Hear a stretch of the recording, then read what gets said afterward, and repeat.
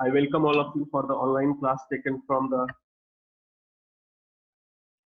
uh, renowned educational institution in your area, like Suraj Group of School today. And we are here to deal with the third lecture on geometrical optics. Now see,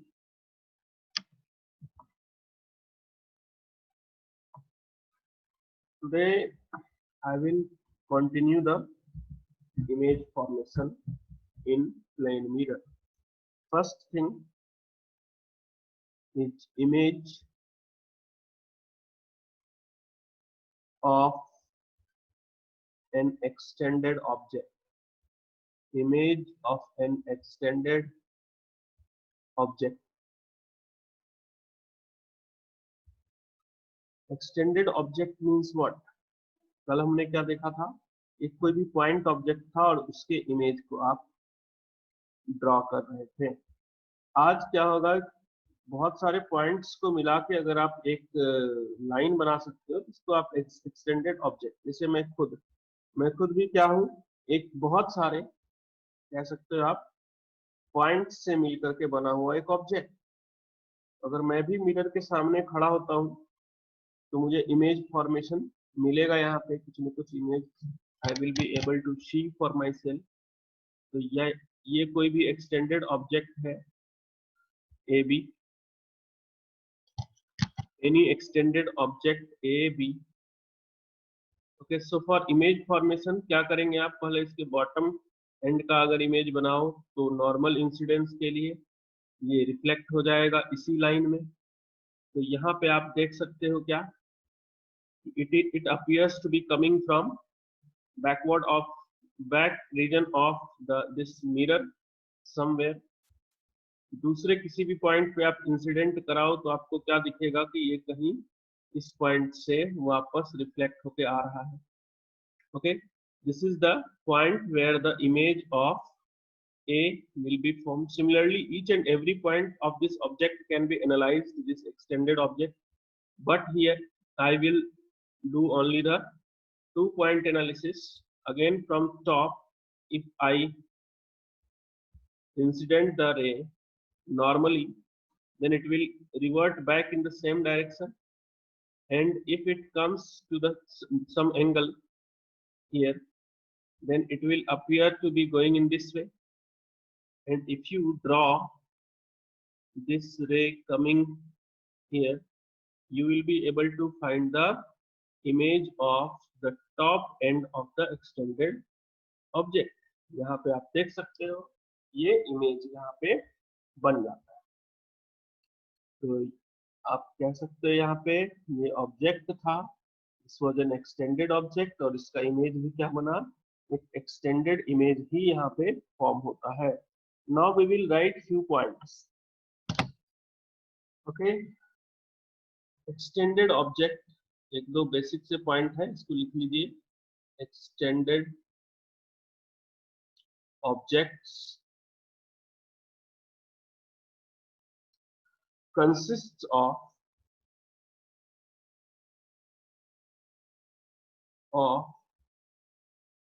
large number of points. Extended object consists of large number of points. Second, the image position is on opposite side of the object position and at the same distance. ये हम कल भी देख चुके हैं कि plane mirror के case में क्या होता है, ऑब्जेक्ट जितनी डिस्टेंस पे रखा हुआ होता है इमेज के रिस्पेक्ट में, उतने ही डिस्टेंस पे इमेज मिरर के रिस्पेक्ट में ऑब्जेक्ट जिस डिस्टेंस पे होगा उसी डिस्टेंस पे इमेज फॉर्म होगा with respect to the mirror.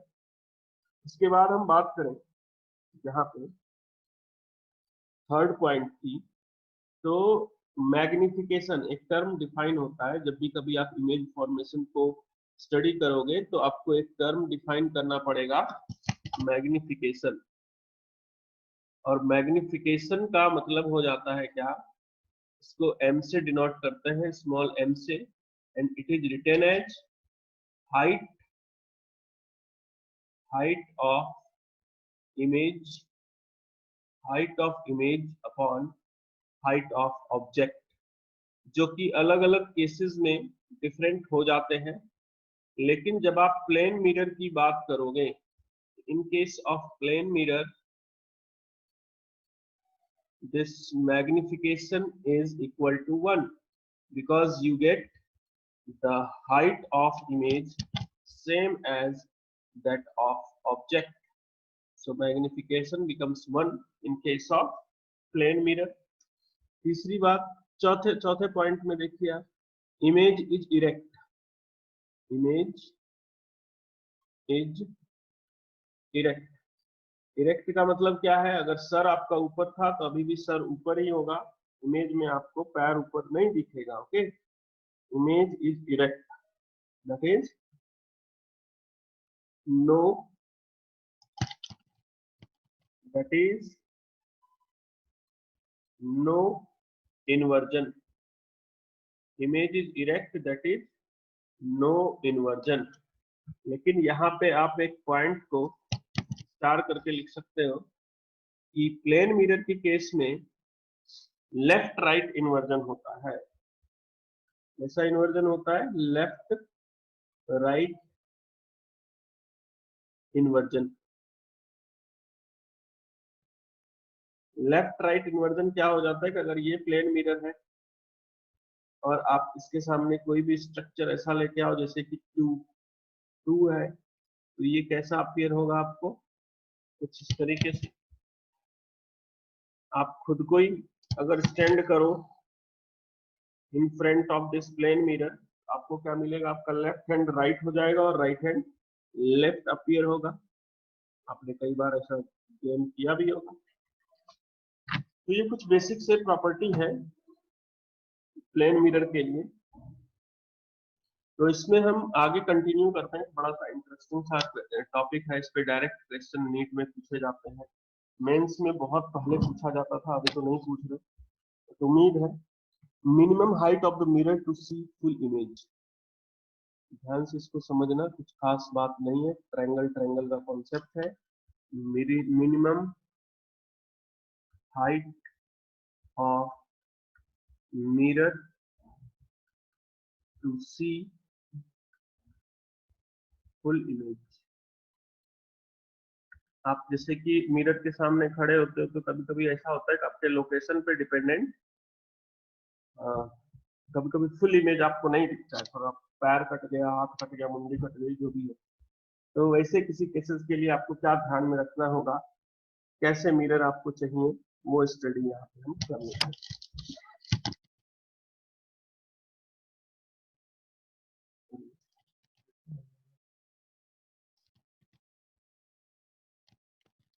तो मैं ड्रॉ ही कर लेता हूँ स्ट्रेट लाइन।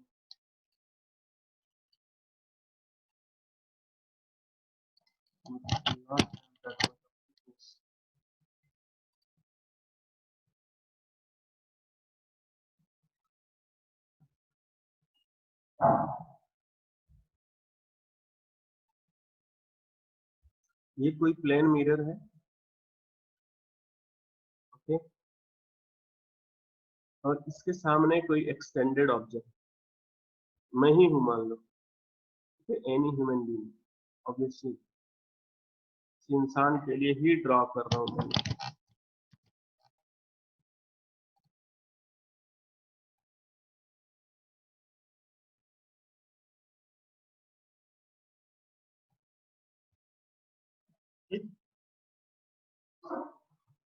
तो क्या होगा, ये समझ नहीं आएगा। Diagram should be very clear. See, मान लो ये इसका हेड है और ये फुट फीट, ओके। यहां से क्या होगा कि इसकी आई होगी, यहाँ पे कहीं आई होगी। तो इसके खुद के इमेज को पूरा का पूरा देखने के लिए क्या यहाँ पे इंपॉर्टेंट है, वो देखिए कि जो यहाँ से रे इंसिडेंट हो मिरर पे, वो रिफ्लेक्ट होकर के इसके आई पे आ जाए। ये सबसे ज्यादा जरूरी है। This will be the position of I. Okay, आप थोड़ा इमेज अच्छे से बना लेना। ओके, और फीट से अगर कोई रे इंसिडेंट होती है मिरर पे, ये भी रिफ्लेक्ट होकर के कहाँ पहुंचनी चाहिए, आई पे। यहाँ पे इस तरीके से आ जाना चाहिए। ठीक, इसका मतलब ये वाला जो रे है, रिफ्लेक्टेड रे जो आई तक पहुंच रहा है, ऑब्वियसली आपको देखना है, देखते तो हम आंखों से ही है, तो रिफ्लेक्टेड रे मेरे को कहाँ से आता हुआ दिखना चाहिए, कहाँ आता हुआ पहुंचना कहाँ चाहिए आपके बॉडी पार्ट्स में, it should reach to your eye. तो आपको ये दिखेगा यहाँ पे, ये हेड से भी आप एक परपेंडिकुलर ड्रॉ करोगे, ऑब्वियसली हमने पीछे प्रूफ कर लिया हुआ है, इमेज जो है वो सेम डिस्टेंस पे बनेगा। लाइक अगर ये x है तो ये भी x ही होगा और सेम हाइट का बनेगा, h prime f prime, this is image. अब मान लो कि ऑब्जेक्ट का हाइट है, कैपिटल H ले लेता हूँ मैं, हाइट ऑफ द ऑब्जेक्ट, या स्मॉल h लेते हैं, height of the object. Okay, तो यहाँ पे मेरे को, आप ध्यान से देखो तो कितने सा मिरर का आवश्यकता है मेरे को, खुद के पूरे के इमेज को देखने के लिए मुझे इतना सा बस मिरर चाहिए। अगर इतना साइज का भी मिरर आ गया मेरे पास, तो I will be able to see the complete image of my forming on the back of the mirror. ठीक है, इस चीज को सभी एग्री करते होंगे। तो यहाँ पे इसको सॉल्व करने के लिए मैं क्या करता हूँ, ये मिरर का मान लेता हूँ m है और ये m प्राइम। तो यहाँ दो ऐसे ट्रायंगल बन रहे हैं जो कि आपको सिमिलर दिख रहे हैं।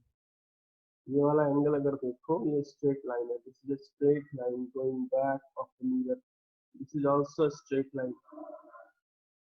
So if you see the triangle m e m prime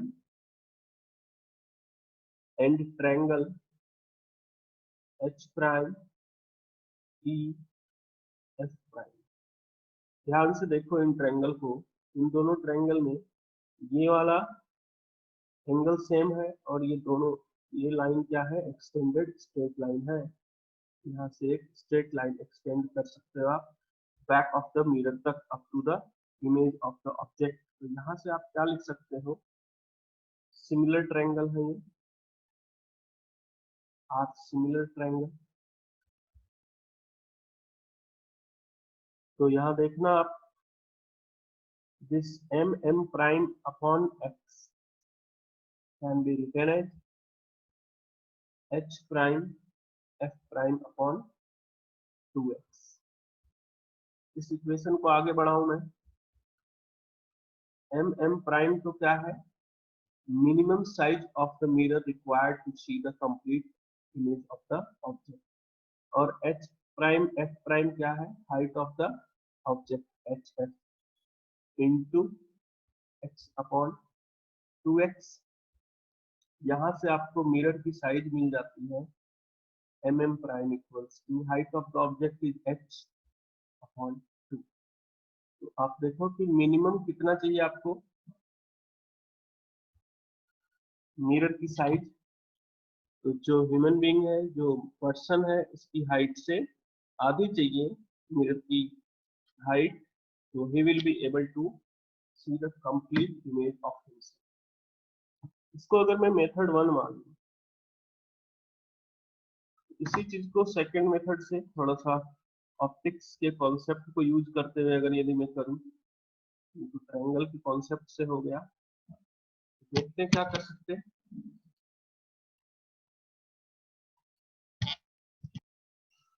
देखिए ये इमेज बनाया है हमने, इसमें इस इमेज में सेकंड मेथड आप एम्प्लॉय करो, यहाँ पे सेकंड मेथड। तो आप देख सकते हो कि ये जो हाइट ऑफ ऑब्जेक्ट से लेकर के इमेज तक का पोजीशन है, और ये मिरर का टॉप एंड, और ये मिरर का जो बॉटम एंड है, यहाँ पे आप देख लो कि आपको चाहिए क्या, m से लेके m प्राइम तक का हाइट चाहिए। ठीक, क्या करूं मैं, तो हेड से लेकर के आई तक के बीच का हाफ ऑफ द डिस्टेंस है ना, इतना सा डिस्टेंस चाहिए मुझे। ये डिस्टेंस क्या है, this distance is height of, मतलब हेड से आई के बीच का डिस्टेंस का आधा है, और फिर आई से लेकर के मुझे इस मिडिल सेंटर तक का चाहिए। ये क्या है, I2 फीट डिवाइडेड बाई 2। यहां से क्या आ जाएगा, HE plus EF divided by 2, और HE प्लस EF क्या है, HF डिवाइडेड बाई 2। तो यहाँ से आपको मिल जाता है मिरर का required height mm prime should be equal to height of the person divided by, खुद के पूरे इमेज को देखने के लिए आपको अपनी हाइट से एटलीस्ट आधी हाइट का तो इमेज मिरर चाहिए ही, ट्राई कर लेना घर पे। अब दूसरी जो इम्पोर्टेंट बात है, सिर्फ आधी हाइट का मिरर ले आने से काम चल जाएगा क्या, सिर्फ आधी हाइट के मिरर को लाने से काम नहीं चलना है। यहाँ पे आपको क्या करना पड़ेगा वो ध्यान दीजिए। You should stand in front of the mirror such that the ray reflected from feet should reach the eye. Okay? या फिर आप ऐसा कह सकते हो, यहाँ पे एक नोट करके लिख लेता हूं मैं पॉइंट, सिर्फ आधी हाइट के मिरर से नहीं हो जाएगा काम। In order to see image, in order to see image, the object image mirror is positioned, mirror is positioned in such a way, in such a way so that the lower edge, so that the lower edge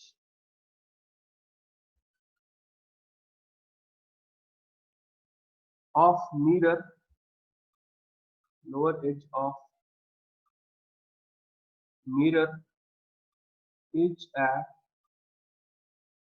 height, is at height half of the eye level, half of the eye level from the ground, from the ground।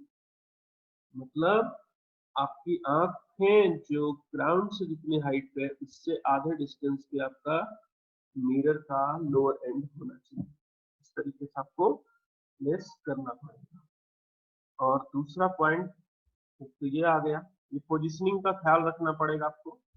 और दूसरे point की अगर मैं बात करूं तो height required is minimum size is independent of distance between man and mirror. Minimum size of mirror, minimum size of mirror is independent of distance, independent of distance between man and mirror, man and mirror। okay, इस चीज को ख्याल रखना है आपको, h/2 and this height is independent of what, the separation between this man and the mirror। okay, यहाँ पे देख लेना, ये थोड़ा सा कभी कभी डिलीट हो जाता है खुद ब खुद। ठीक, तो ये आपको एक बड़ा इंपॉर्टेंट सा कॉन्सेप्ट हमने यहाँ पे एक्सप्लेन किया है। अब इसी कॉन्सेप्ट को मैं थोड़ा सा एक्सटेंड करते हुए एक और छोटा सा बेसिक सा टर्म यहाँ पे डिफाइन करता हूँ, minimum size of mirror. Minimum size of mirror required to see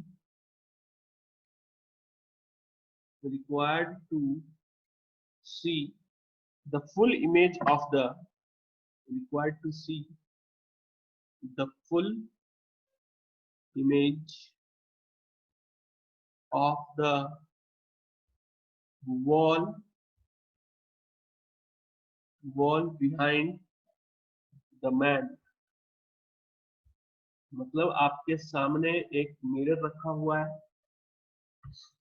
और आपके पीछे वॉल है, आपको उसका इमेज देखना है। This is the mirror, it is placed somewhere and you come and stand here in between. आप स्टैंड करोगे तो मान लो ये आपका आई का पोजीशन है, ये आपके आई का पोजीशन है ग्राउंड से, और आपके पीछे वॉल है। A wall is there at the back of your cell। एक वॉल है और इस वॉल की हाइट मैं h ले लेता हूं।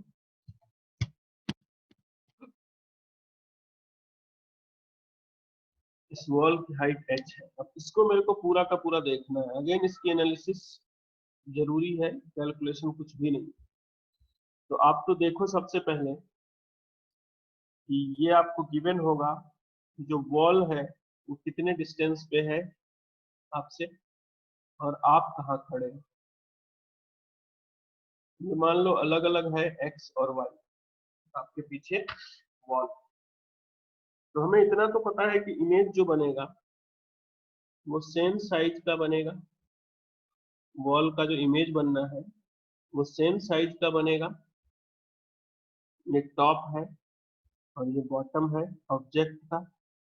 इमेज का ये क्या होगा, top and bottom. Same distance पे सेम हाइट के इमेज भी बन जाएंगे। मतलब यहाँ से x डिस्टेंस पे इमेज बन गया। इमेज कैसे बना होगा, तो टॉप से रे इंसिडेंट हुई होगी वो रिफ्लेक्ट होकर के पहुंची होगी कहाँ, आई तक। और इसी रे को आप पीछे एक्सटेंड जब करके देखोगे तो आपको क्या लगेगा कि इमेज के टॉप एंड से रिफ्लेक्ट होता हुआ रे है। ठीक, सिमिलरली बॉटम से इंसिडेंट कराऊं मैं किसी लाइट को, अगर यहाँ से रे इंसिडेंट हो रही है तो एक्सपेक्टेड क्या है, एक्सपेक्टेड ये है कि ये भी रिफ्लेक्ट होकर के कहाँ पहुंचेगा, आई तक। ठीक, और फिर इसको पीछे एक्सटेंड करके आप देखोगे आपको क्या दिखेगा, ये कि इमेज के बॉटम एंड से ये आ रहा है। तो हमें कितनी हाइट ऑफ मिरर रिक्वायर्ड है यहाँ पे, what height of mirror is required here, this much. बस इतनी हाइट ऑफ मिरर अगर मुझे मिल जाए और मैं सामने खड़ा हो जाता हूँ, I will be able to find the complete image, I will be able to see the complete image of the wall behind me। तो फिर से आप इस मिरर के हाइट को मान लो m प्राइम और दो ट्रायंगल को डील करो एक लाइन में आंसर। तो आप देखोगे triangle E m prime are similar, is similar with the triangle E P prime B prime। तो इसके सिमिलर होने से अपने को क्या फायदा है, इक्वेशन लिख सकते हैं। क्या लिखेंगे equation, m prime upon y equals to p prime b prime upon x plus y। तो यहाँ से आपको रिक्वायर्ड हाइट ऑफ मिरर जो आ गया वो आ गया है h, तो हाइट है वॉल का, into x into y, cross multiply करेंगे into y divided by x plus y. तो रटना चाहो रट लो, एनालिसिस अगर याद रखना चाहो तो एनालिसिस याद रखो। वैसे पता आपको सारी चीजें होनी चाहिए, क्वेश्चन दिखा दिखाया नहीं आता, नीट में आ सकता है, आईआईटी में कुछ नया करके दे देंगे। यहाँ से हम एक कंक्लूजन ये लिख सकते हैं, इसका एक केस बना दूंगा। केस ऐसा बना दिया मैंने कि जो मिरर है, यहाँ से ऑब्जेक्ट जिस डिस्टेंस पे, ये sorry I human being and ये वॉल, यहाँ पे मिरर से लेकर के आई के बीच का डिस्टेंस x ले लो। if this is given x और आपको कहा गया कि आई को एकदम सेंटर में प्लेस करिए between the wall and mirror, तब हाइट बताइए मेरे को मिरर की कितनी होगी। तो अभी अभी हमने डिराइव किया h into Y upon X plus Y, यहाँ से आप पुट कर दो, हाइट h है, y क्या लिखोगे x/2 upon x plus x/2, तो यहाँ पे आ जाएगी हाइट आपको h/3।